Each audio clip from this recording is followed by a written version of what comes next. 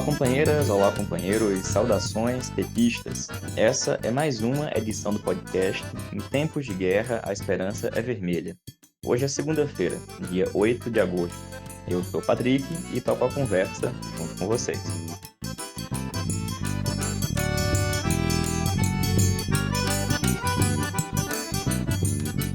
No episódio de hoje, falamos sobre as candidaturas presidenciais aprovadas nas convenções da última semana, bem como as mais recentes pesquisas eleitorais, com destaque para a pesquisa divulgada hoje do BTG.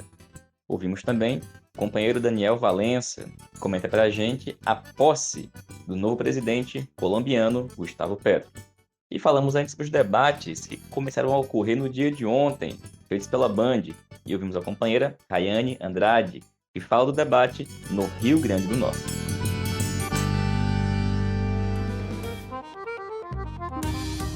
Pessoal, na última sexta-feira, dia 5 de agosto, encerrou-se o prazo para a realização das convenções partidárias, das federações e das coligações. E o fato é que nós tivemos a realização de convenções nacionais que apresentaram 12 candidaturas presidenciais, sendo essa a de Lula, pelo PT e pela Federação Brasil da Esperança, com os partidos coligados, a de Bolsonaro, pelo PL, a de Ciro Gomes, pelo PDT, Simone Tebet, pelo MDB, Soraya Tronic, pelo União Brasil, Luiz Felipe Dávila, pelo Novo, Pablo Marçal, pelo PROS, Vera Lúcia, pelo PSTU, Sofia Manzano, pelo PCB, Leonardo Péricles, pela UP, José Maria Emael, pela Democracia Cristã e Roberto Jefferson, pelo PTB. Das movimentações e especulações que circulavam às vésperas da data fatal das convenções, o que efetivamente se realizou foi a desistência de André Janones, então candidato pelo Avante, que retirou sua candidatura e declarou apoio à candidatura do companheiro Luiz Inácio Lula da Silva. Com relação ao PROS, que alguns também diziam que podia desistir da candidatura para também apoiar Lula, essa não se concretizou. O PROS, em meio a uma batalha judicial, realizou convenção e aprovou o nome do seu candidato à presidência da República, Pablo Marçal. E com relação à União Brasil, pois é, em relação à União Brasil também teve muita especulação. Teve gente dizendo que o Bivar desistiria da sua candidatura e que costurava um acordo para que pudesse, inclusive, apoiar a candidatura de Lula. Teve gente falando que ele podia ser, inclusive, candidato ao Senado com o apoio da Frente Popular de Pernambuco. Bom, o fato é que isso também não se concretizou. E a União Brasil lançou a senadora Soraya Tronic como candidata à presidência da República. E o Bivar é candidato à reeleição como deputado federal aqui por Pernambuco.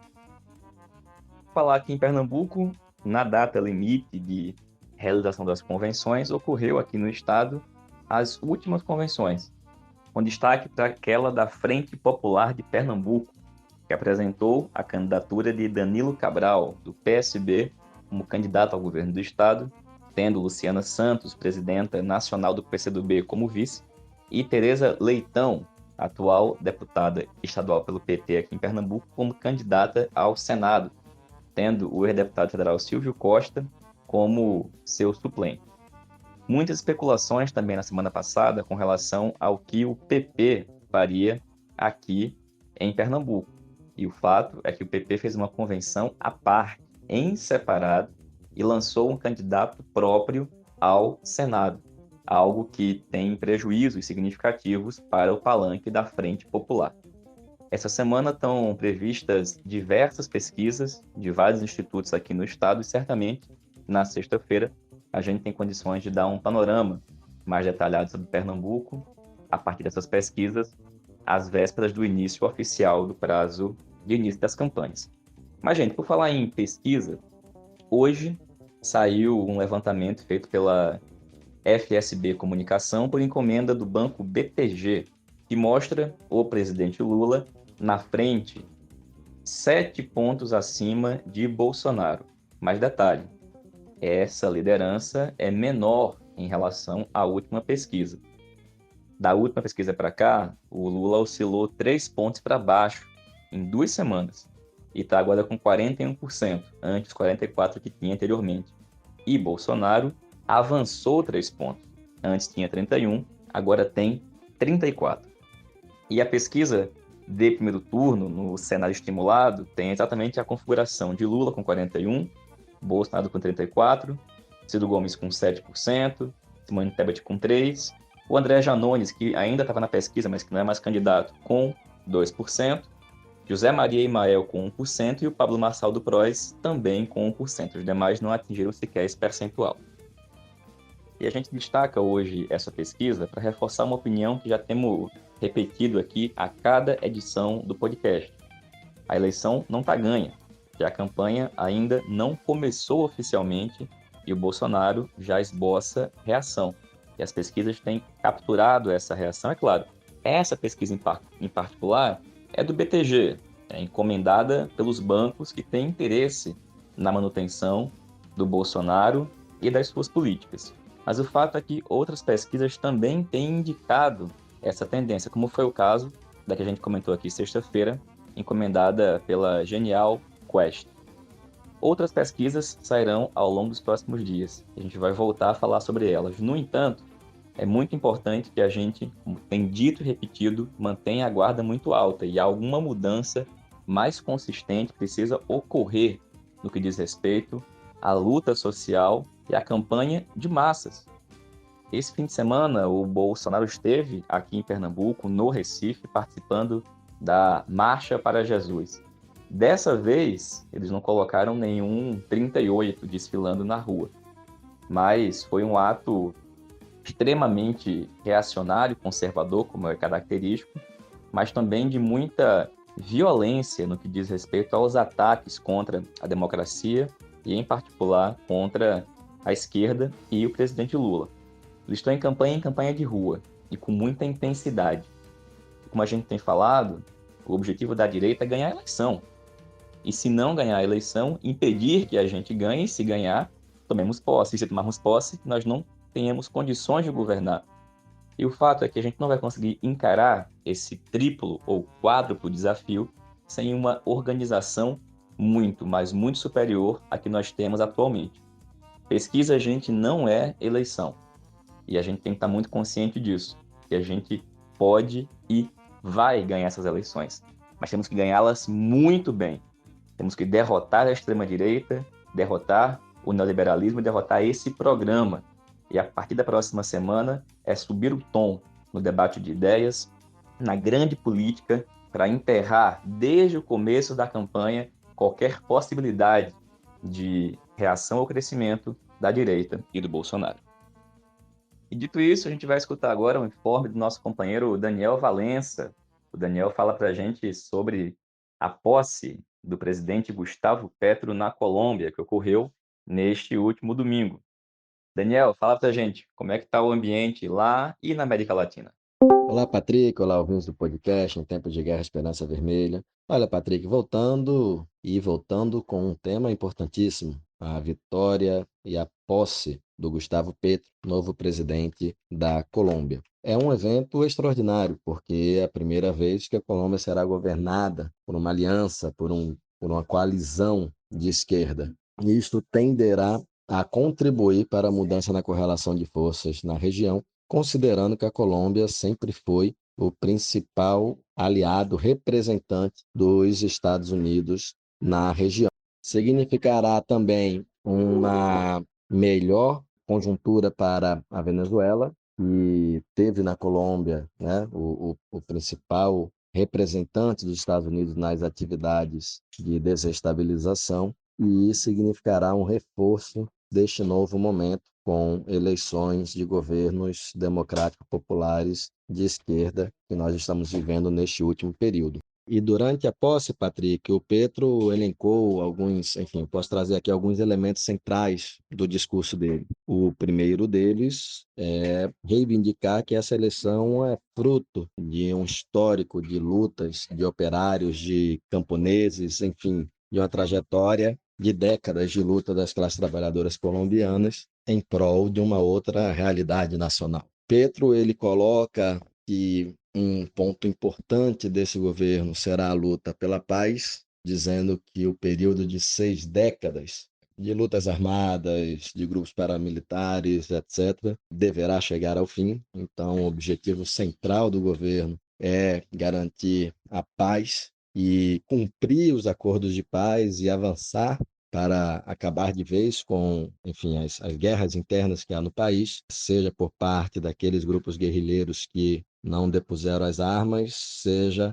combatendo, exterminando os grupos paramilitares que, enfim, assassinam diuturnamente lideranças populares na Colômbia. Além da defesa da implementação de uma paz real e geral no país, Petro também trouxe a importância de que o país viva um outro momento em relação à política de drogas. Ele condenou abertamente a guerra às drogas implementada nos países latino-americanos a serviço, né, dos Estados Unidos e demonstrando como essa política de guerra às drogas, na verdade, significou o extermínio e a morte de milhares de latino-americanos, especialmente sua juventude negra e indígena. Além da defesa da paz, da mudança da política de drogas, Pedro também colocou a importância da luta contra a desigualdade, contra a fome e em defesa do meio ambiente, em defesa da igualdade de gênero, enfim, dentre outras pautas que norteiam as esquerdas latino-americanas e mundiais na atualidade. Pedro também trouxe a importância de uma reforma tributária que garanta esse movimento em direção à maior igualdade, a defesa de mudanças e reformas na educação, na saúde e também na questão do campo e da produção. Por fim, Patrick, gostaria de destacar no discurso do Petro que ele coloca a importância da Colômbia dialogar com o resto da América Latina, mas também com a África, mas também com os países árabes. Então, sinalizando algo que já começou a acontecer com a reconstrução das relações junto à Venezuela, sinalizando a reconstrução das relações internacionais colombianas a partir de uma reorientação e não mais o seu alinhamento direto para com a política externa e econômica e militar norte-americana. É isso, Patrick. Vamos aguardar, torcer para que o governo consiga, a partir dessa intensa mobilização popular que aconteceu durante o Paro Nacional e, enfim, toda a capacidade de luta daí decorrente, consiga deter uma pressão popular que de fora para dentro faça avançar as reformas que a Colômbia tanto necessita e que tão bem farão ao conjunto da América Latina. Forte abraço. Valeu, Daniel. Obrigado, companheiro. E, gente, ontem teve início o ciclo de debates entre os candidatos aos governos dos estados. E os primeiros debates começaram pela emissora Band. E ela realizou debates em diversos estados ontem. Teve debate no Rio Grande do Sul, onde o companheiro Edgar Preto saiu vitorioso, debate em São Paulo, onde o Haddad foi muito bem, debate na Bahia, onde o Grampinho, o Asseminho sequer compareceu, no Rio Grande do Norte, entre outros. E a gente convidou aqui a nossa companheira querida Rayane Andrade, candidata a deputada estadual pelo PT do Rio Grande do Norte, para comentar o debate de ontem lá no RN, em que a nossa companheira Fátima Bezerra, candidata à reeleição ao governo do estado, também parece que se saiu muito bem, né, Ray? Olá, Patrick. Olá, ouvintes do podcast Esperança Vermelha. Quem fala é Raine Andrade, eu sou advogada popular, professora e oficialmente candidata a deputada estadual pelo Rio Grande do Norte. Gente, estou aqui para comentar brevemente sobre o debate, o primeiro debate para a majoritária que aconteceu nesse último domingo na Band. Bom, aqui no estado, nosso cenário é o seguinte: nós temos, além da professora Fátima, a candidatura de Daniel Menezes pelo PSOL. Nós temos a candidatura de Stevenson Valentim, que é atualmente senador pelo Podemos. Nós temos a candidatura de Cloriza, pelo Partido da Mulher Brasileira. E, por fim, a candidatura do Solidariedade, que é do ex-vice-governador da gestão anterior, Fábio Dantas. Bom, a primeira coisa que precisa ser dita sobre o debate é que o formato foi, na minha opinião, diferente, né, dos demais que a gente está acostumado. Não havia o processo de escolha do candidato para quem perguntasse. Foi um estilo sabatina mesmo. Todos se revezavam, a cada bloco um era alvo da sabatina. Como era de se esperar, Fátima ela foi, né, atacada por todas as candidaturas, né, sem exceções, mas houve um processo de consórcio entre as candidaturas da direita de maneira muito explícita, né?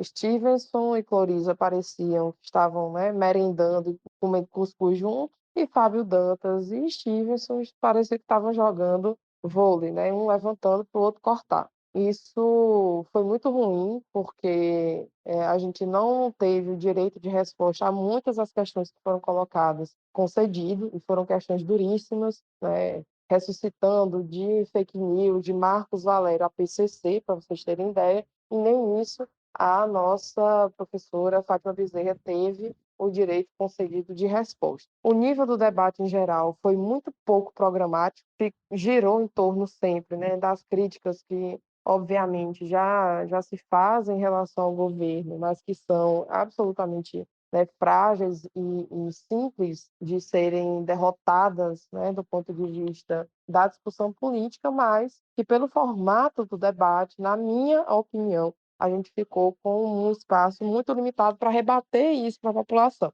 Exemplo, se falou das questões dos respiradores, se falou da questão dos péssimos índices reais da educação, mas a gente não teve a oportunidade de explicar que são heranças gigantescas. É a primeira vez que no Rio Grande do Norte nós, enquanto trabalhadores, derrotamos as elites, as oligarquias tradicionais, né? Inclusive, nós fomos o último estado do Nordeste a fazer isso. Então, é óbvio que os desafios são gigantescos, e especialmente quando você tem um governo federal como o de Bolsonaro, que nos colocou literalmente em último lugar nos repasses federais, né, que são tão fundamentais para estruturar políticas públicas, como é o caso da educação. Então, esses pontos, né, a gente já sabia que iam ser explorados, e Fátima se saiu muito bem, porque essas foram, inclusive, as primeiras perguntas, né, as que orientaram a condução do debate. A governadora se mostrou segura, serena, tranquila, mas, infelizmente, como falei, acho que o formato prejudicou o decorrer das discussões. Acho que deu o tom de como vai ser essa campanha aqui. Eles não vão abdicar de nenhum centímetro, né? Essa turma, especialmente os três candidatos da direita, vão se organizar para vir para cima de nós com tudo. Então, é óbvio que as pesquisas são animadoras, mas a reeleição da companheira Fátima Bezerra vai necessitar de nós um esforço extraordinário. É necessário estar nas ruas desmentindo o que foi dito nos debates, né, desse último domingo. Entre os candidatos da direita, tanto Stevenson quanto Fábio foram extremamente agressivos. Floriza se atrapalhou muitas vezes, inclusive fazendo referência a políticas públicas adotadas por um governo petista, e, de outro lado, defendendo Bolsonaro de uma maneira muito desarticulada. Mas ela é esse nome que quer projetar o bolsonarismo aqui, e isso ficou absolutamente evidente, né, desde a sua apresentação. Que, diga-se de passagem, as duas pessoas que seguiram propriamente, né, a lógica do funcionamento do debate foram, não por acaso, as duas mulheres, né? Bom, isso, isso superado, até porque, né, Cloriza é uma mulher que está a serviço, né, do patriarcado, é uma mulher que está a serviço, né, da política machista de Bolsonaro, mas é importante salientar essas questões, foi uma observação muito particular que eu fiz. No decorrer do debate, Stevenson teve muita dificuldade de falar, de se articular, foi muito agressivo, especialmente quando Fátima colocou e explorou, né, esse fato dele ter tido declarações profundamente machistas quando a mulher foi violentada. Ele não se saiu bem, mas respondeu com arrogância típica do lado de lá. Eu acho que ele saiu um pouco melhor do que eu esperava, inclusive, mas é um sujeito de uma capacidade de articulação limitadíssima, o que nos impõe uma tarefa, em especial para, né, a nossa candidata, de conseguir explorar esses pontos dele com muito mais firmeza. Mas ressalto, acho que isso tem muito a ver com a questão do formato do debate do que, obviamente, com a qualidade de Fátima, que dá dor de braçada, mas não foi um debate fácil. Literalmente, né, o bloco de sabatina contra Fátima não foi só o primeiro, foram todos, e isso é algo preocupante. Do ponto de vista de Fábio Dantas, ele faz uma narrativa que é, no mínimo, risível. O sujeito afirmou ao tempo todo do debate que ele nunca foi governador do Rio Grande do Norte, ele nunca governou o estado, ele só foi vice-governador. Primeiro que isso não é verdade, ele assumiu, sim, óbvio, o governo por algumas ocasiões, e quando o fez, foi inclusive um dos momentos em que a reforma da Previdência, né, dos trabalhadores do Estado, dos servidores do Estado, foi pautada, né? Ele assumiu já com essa intenção, e muito naquela fala absolutamente raivosa, que vai mobilizar o antipetismo, que vai tentar descredibilizar as nossas políticas, o que a gente fez. Algo interessante de se ressaltar é que Fábio foi um dos que fez o discurso contra as oligarquias, né? De que nós nos unimos a ela, e toda aquela crítica que, inclusive, já foi ponto aqui do nosso podcast, né? A gente, enquanto articulação de esquerda, se colocou contra, e fomos a única tendência que foi até o fim com isto, né? Contra a aliança com Carlos, contra a aliança com Walter, mas os alvos são uma realidade e a gente sempre age em unidade, né? Fim do debate, a gente vai para o jogo. Infelizmente, né, a nossa posição não se converteu na maioria do partido, e a gente sabe muito bem como é o dia a dia dessa disputa. Acontece que isso está sendo explorado, inclusive, pela direita, né, como era de se esperar, e agora né, dialogar com a população, fazer muita campanha de rua, muita campanha forte, para que a gente possa enfrentar toda essa construção, né, argumentativa que foi feita por esse pessoal. Não vai ser fácil, eles vão vir com a faca nos dentes, e a gente tem que ir com gosto e gás para fazer essa campanha e reeleger muito bem a nossa professora governadora Fátima, porque não vai ser fácil. Pelo tom do debate, a gente já sabe que esses sujeitos vão estar disponíveis a tudo, a mobilizar as fake news, e é óbvio, tudo isso coroado com uma falta de preparo e desconhecimento do Estado absolutamente revoltante, né? Stevenson vai por esse lado do militarismo, dizendo que a esquerda não gosta nem de ordem nem de disciplina, que ele acha que segurança pública tem que ser feita com escola militar. Fábio Dantas vai insistir nessa coisa absurda de que ele não foi governador e de que o governo de Fátima foi absolutamente responsável. Floriza vai na linha, né, de que Bolsonaro mandou sim recursos para o Estado e que a gente não soube administrá-los, etc. Então, essas linhas centrais do debate foram colocadas em um nível de agressão absurdo, né? E a gente tem que estar muito preparado, muito consciente da nossa tarefa. Nós vamos eleger, com certeza, a governadora Fátima de novo, mas para fazer um segundo mandato melhor que o primeiro. Serviço a gente tem para mostrar, e a gente sabe que o RN do atraso ficou para trás, e como diz o nosso jingle, né, agora é cantar, cantar e cantar de novo, e vamos embora ganhar essa eleição. É isso, muito obrigada e até o próximo. Beijo, Patrick. Valeu, Rai, obrigado, companheira. Muito bom que a gente siga marchando com muita firmeza rumo à vitória aí no Rio Grande do Norte.